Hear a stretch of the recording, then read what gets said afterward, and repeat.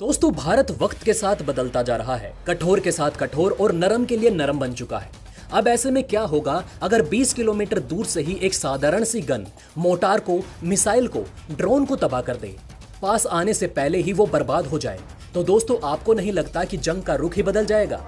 दोस्तों, कुछ ऐसा ही अजूबा हो गया है और जानेंगे उस अजूबे के बारे में भी। तो भारत ने आखिरकार एक बहुत बड़ी जीत चीन के खिलाफ दर्ज कर ली है। जी हां दोस्तों, भारत ने चीन की रीढ़ की हड्डी तोड़ दी है। वहीं दूसरी तरफ क्या भारत में आ रहे हैं सुखोई 57। और दोस्तों, आज की सबसे बड़ी खबर में भारत अब एक ऐसी मिसाइल दागने जा रहा है जिससे पाकिस्तान से ज्यादा चीन घबरा रहा है। तो वहीं चीन के साथ युद्ध के समय भारत को जिस चीज का खतरा सबसे ज्यादा था, उसका इलाज इजराइल ने कर दिया है। इसके अलावा भी दोस्तों बहुत कुछ आज हम अपनी इस वीडियो में आपको बताने वाले हैं, इसलिए दोस्तों इस वीडियो में अंत तक जरूर बने रहें। जी हां दोस्तों, आपको बता दें कि भारत ने धड़ाधड़ ऐसी मिसाइलों का परीक्षण तय कर दिया है जो चीन के होश उड़ा रहा है। आने वाले 10 से 15 दिन बिल्कुल धूम धड़ाके वाले होने वाले हैं। ये तो दोस्तों दिख ही रहा है। भारत ने अभी 4 दिनों के अंदर ही कई क्षेत्रों में नो टर्म जारी कर दिया है और ये नो टर्म अलग अलग तरह के खतरनाक मिसाइलों के लिए जारी किया गया है। 12 से 13 दिनों के अंदर भारत 4 मिसाइलों का परीक्षण करने वाला है। पर ऐसा लग रहा है कि भारत यहीं पर रुकने का नाम नहीं लेगा, बल्कि भारत लगातार एक के बाद एक नो फ्लाइंग जोन घोषित कर रहा है। अब तक बे ऑफ बंगाल को इन परीक्षण का केंद्र बनाया गया था, पर अब गुजरात के पोरबंदर को भी नए परीक्षण का केंद्र बनाया जा रहा है। अभी यहाँ पर परीक्षण होने वाला है। ये है बेहद खास, क्योंकि दोस्तों यहाँ पर IDBR का परीक्षण कर रहा है। ये एक एयर टू एयर 100 किलोमीटर की रेंज वाली भीषण तबाही मचाने वाली मिसाइल है। वैसे दोस्तों आपको बता दें कि इसका परीक्षण इसलिए भी खास है क्योंकि ये तेजस के साथ पिछली बार इंटीग्रेट किया गया था। पहला परीक्षण 1-1.5 महीने पहले हुआ था, जिसके बाद इसे तेजस के साथ इंटीग्रेट किया गया और अब संभव है कि तेजस के इंटीग्रेशन के बाद इसका परीक्षण दोबारा भारत करने वाला है, वो भी इसी इलाके में। वैसे दोस्तों, भारत जिस तरीके के मूड में चल रहा है, वो अपने कारनामों से ये समझा दे रहा है कि ये शक्ति प्रदर्शन बेहद जरूरी है, क्योंकि ऐसा नहीं है कि पाकिस्तान या चीन रुके हुए हैं। पाकिस्तान जहां पहले चीन के साथ युद्ध अभ्यास कर रहा था भारत की सीमा के पास, तो वहीं तुर्की के साथ ही भी उसका युद्ध अभ्यास चल रहा है।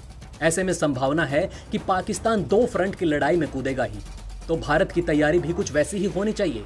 वहीं दूसरी तरफ जब बालाकोट स्ट्राइक हुई थी, तब भारत ने एक बहुत बड़ी चीज की शिक्षा ली थी, और वो चीज थी स्वीडन द्वारा पाकिस्तानी लड़ाकू विमानों को दिया गया अवाक सिस्टम। दोस्तों, ये अवाक सिस्टम जो भारतीय लड़ाकू विमानों के लिए समस्या बन रहा था, पर अब भारत ने बड़ी संख्या में अवाक सिस्टम का भी ऑर्डर दिया हुआ है। एक तरफ जहां भारतीय सेना को मजबूत करने के लिए भारत अपने देश में भी आत्मनिर्भर प्लान के तहत कई हथियार बना रहा है, तो वहीं दूसरी तरफ जहां जरूरत है वहां हथियारों की खरीद भी कर रहा है। पर दोस्तों, अब सुखोई 57 को लेकर एक बड़ा हलचल मचा हुआ है, क्योंकि रूस ने जिस सुखोई 57 को अपनी सेना के लिए बनाया और अपनी सेना में जिसे शामिल किया, उसकी सीटों की संख्या सिर्फ 1 थी, जबकि अब जो सुखोई 57 वो बेचने के लिए बना रहा है, रूस ने उसमें सीटों की संख्या 3 रखी है। साथ ही साथ दोस्तों ये भी कहा जा रहा है कि दक्षिण एशिया का कोई ऐसा देश है जो कि सुखोई 57 का पहला खरीदार है। वैसे तो रूस ने भी नाम उजागर नहीं किया, लेकिन दक्षिण एशिया में भारत भी है, वियतनाम भी है और चीन भी। ऐसे में तीनों देशों में से कौन है जो रूस का सुखोई 57 का खरीदार है?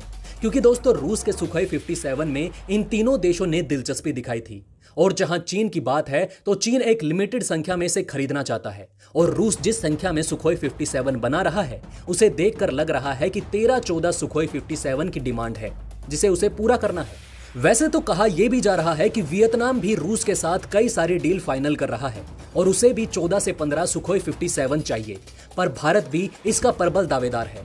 हालांकि भारत के पास ये विमान आए या फिर वियतनाम के पास, क्लास तो चीन की ही लगेगी, क्योंकि वियतनाम भी चीन का कट्टर दुश्मन है। और हाल ही में वियतनाम के तटों पर भारत ने अपने युद्धपोतों की तैनाती कर दी, जिसे चीन अपना मानता है। ऐसे में कुछ भी हो, अगर इन दोनों देशों के पास सुखोई 57 आता है तो खतरा चीन के लिए ही बढ़ेगा।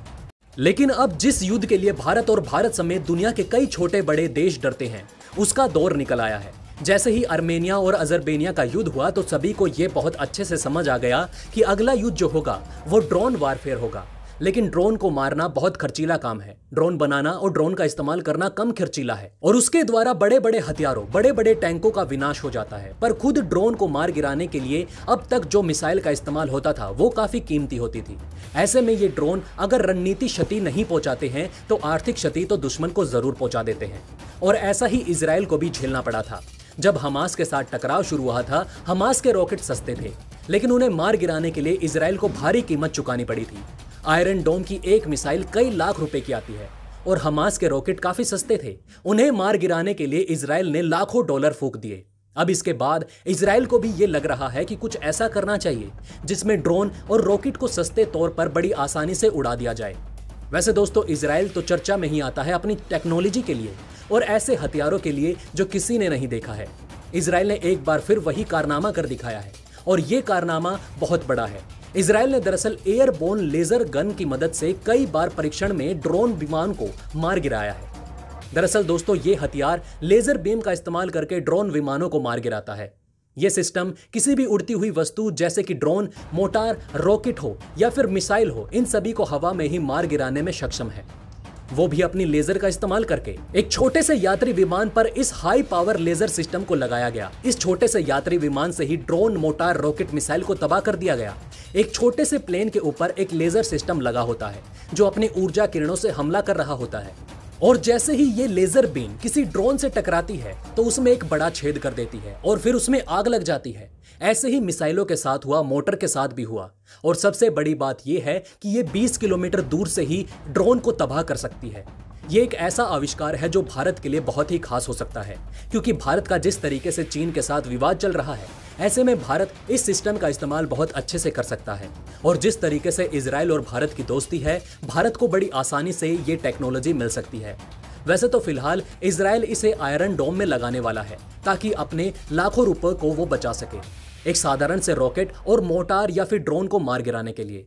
वैसे दोस्तों, आपको क्या लगता है, क्या इजराइल भारत को ये टेक्नोलॉजी देगा या फिर नहीं? हमें कमेंट करके अपनी राय जरूर बताएं। इसी के साथ दोस्तों, मैं मिलता हूं आपसे ऐसे ही किसी अगली वीडियो में। तब तक के लिए हमारे चैनल पर बने रहें। धन्यवाद।